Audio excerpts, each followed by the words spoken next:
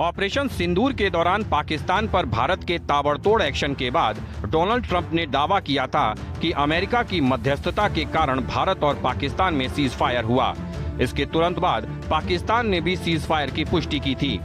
इसके बाद अमेरिकी राष्ट्रपति ट्रंप गाहे बगाहे कहते रहे कि उन्होंने ट्रेड का हवाला देकर भारत पाकिस्तान के बीच सीज फायर करवाया है। जयराम रमेश ने कहा कि भारत को कूटनीति में ट्रिपल झटका लगा है, जिसमें उन्होंने पाकिस्तान के आर्मी चीफ आसिम मुनीर के व्हाइट हाउस में ट्रंप के साथ मुलाकात, यूएस सेंट्रल कमांड के चीफ माइकल कुरिल्ला का पाकिस्तान के लिए अभूतपूर्व शब्द का इस्तेमाल करना और ट्रंप के मध्यस्थता वाले 14 बार किए गए दावों को लेकर हमला बोला, जिस पर अमित मालवीय ने कांग्रेस पर भारत की विदेश नीति को बदनाम करने की कोशिश का आरोप लगाया और कहा, आज भारत एक उभरती हुई शक्ति है, कोई भी झूठ उस सच्चाई को कम नहीं कर सकता।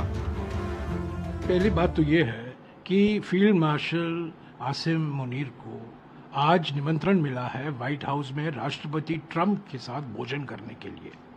ये आसिम मुनीर जब वो जनरल थे, इनके भड़काऊ, इनके उत्तेजक और बिल्कुल ही आपत्तिजनक जो आग जलाने वाली बात है, वो उसका ताल्लुकात सीधा पहलगाम के आतंकवाद हमले से, ऑक्सीजन दिया आतंकवाद हमले को, उसी व्यक्ति को निमंत्रण देना, विशेष निमंत्रण देना, वॉशिंगटन बुलाना, व्हाइट हाउस में भोजन देना, मैं समझता हूँ हमारे कूटनीति के लिए, हमारे प्रधानमंत्री के लिए एक बहुत बहुत बड़ा झटका है। दूसरी बात, कुछ दिन पहले हमारे यूएस सेंट्रल कमांड के जो अध्यक्ष हैं माइकल कुरिल्ला, उन्होंने यह बयान दिया था कि पाकिस्तान एक अभूतपूर्व, असाधारण, फिनोमिनल शब्द का इस्तेमाल किया था। वो साथी है, असाधारण साथी है, जो काउंटर टेररिज्म, आतंकवाद के मुकाबले में जो अभियान चलाया जा रहा है। अरे हम तो कह रहे हैं आतंकवाद की जिम्मेदार पाकिस्तान है, परपेटरेटर हैं, उनको पार्टनर आप बना देते हैं। ये भी हमारी कूटनीति के लिए झटका है।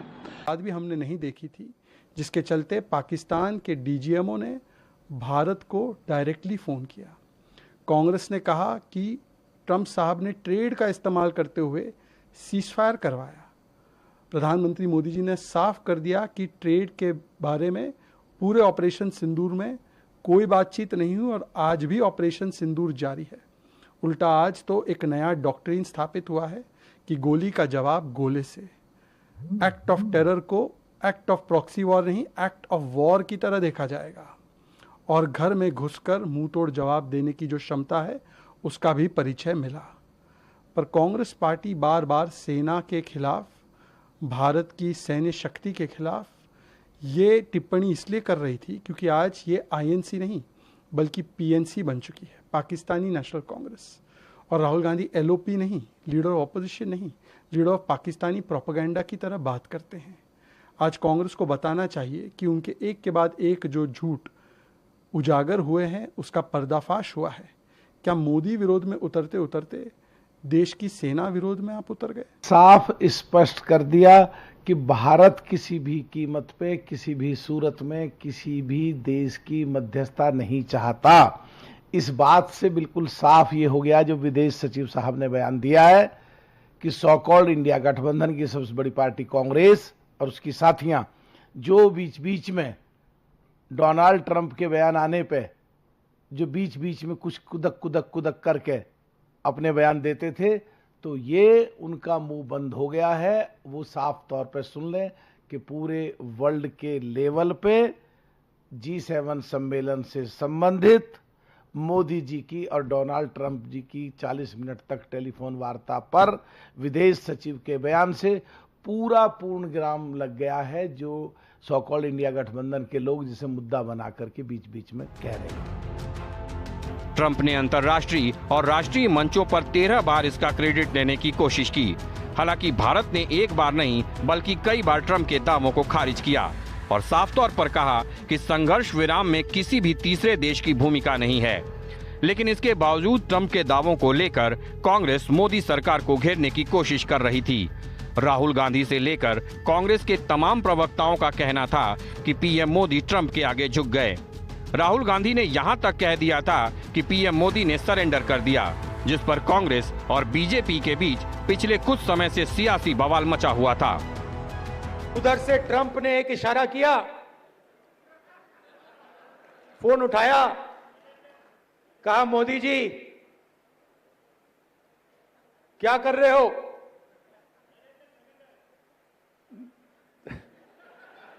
नरेंद्र सरेंडर, और जी हजूर करके नरेंद्र मोदी जी ने ट्रंप के इशारे का पालन किया।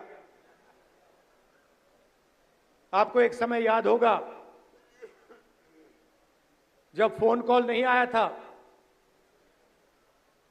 7th फ्लीट आई थी, 71 की लड़ाई में 7th फ्लीट आई थी, हथियार आए थे, एयरक्राफ्ट कैरियर आया था। इंदिरा गांधी जी ने कहा मुझे कुछ जो करना है मैं करूंगी।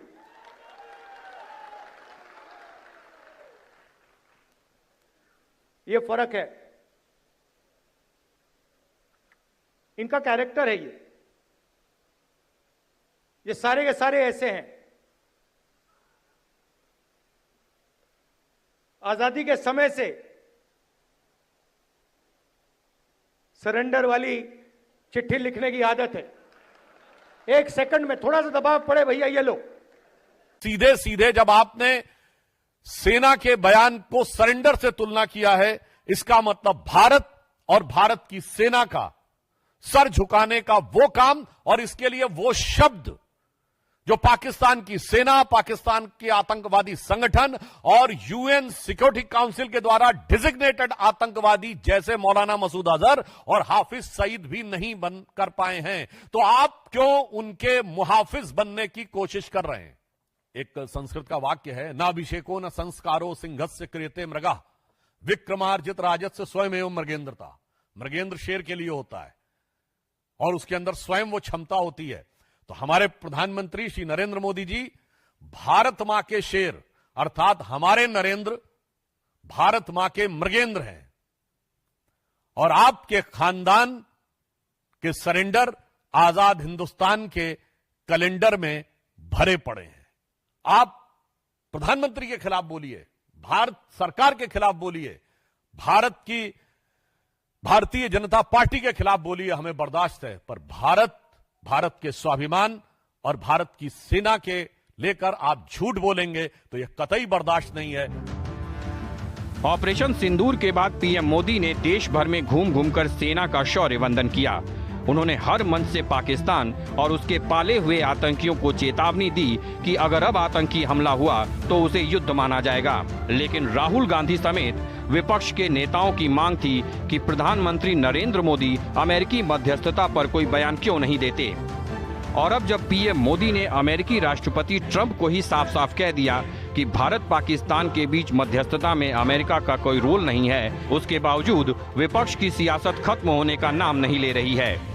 शिवसेना उद्धव गुट के नेता संजय राउत ने कहा कि जरूरी ये है कि राष्ट्रपति ट्रंप खुद ट्वीट करके ये कहें कि उन्होंने पहले जो कहा था वो अब वापस लेते हैं। वहीं सीपीआई के जनरल सेक्रेटरी डी राजा ने कहा कि प्रधानमंत्री खुद सामने आकर क्यों नहीं बताते कि असल में क्या हुआ था। जबकि आरजेडी के सांसद मनोज झा ने संसद का विशेष सत्र बुलाकर अमेरिकी राष्ट्रपति को एक एकीकृत संदेश भेजने की मांग की। जबकि बीजेपी का कहना है कि विपक्ष देश और सेना का अपमान करने की कोशिश कर रही है। लेकिन जिस तरह से ट्रंप ने 14 बार कहा, क्या ट्रंप ने ये खंडन किया? क्या व्हाइट हाउस से ये खंडन आया है? ये झूठ बोल सकते, कुछ भी करते हैं प्रधानमंत्री, आदतन झूठ बोलते रहते हैं। और दूसरी बात है कि इन्हें क्या जरूरत थी जाने की? G7 के परमानेंट मेंबर भी नहीं है। वही ट्रंप जाकर के फिर से बेइज्जती कर दिया भारत की कि चाइना और रसिया को मेंबर होना चाहिए था, इंडिया के लिए नहीं बोला कि परमानेंट मेंबर इंडिया G7 का हो। तो क्या अपमान वाली बात नहीं? तो जो मोदी जी हैं, इन सब बातों के ऊपर चर्चा करने के लिए 8 पार्टी मीटिंग और पार्लियामेंट सेशन से भाग क्यों रहे हैं?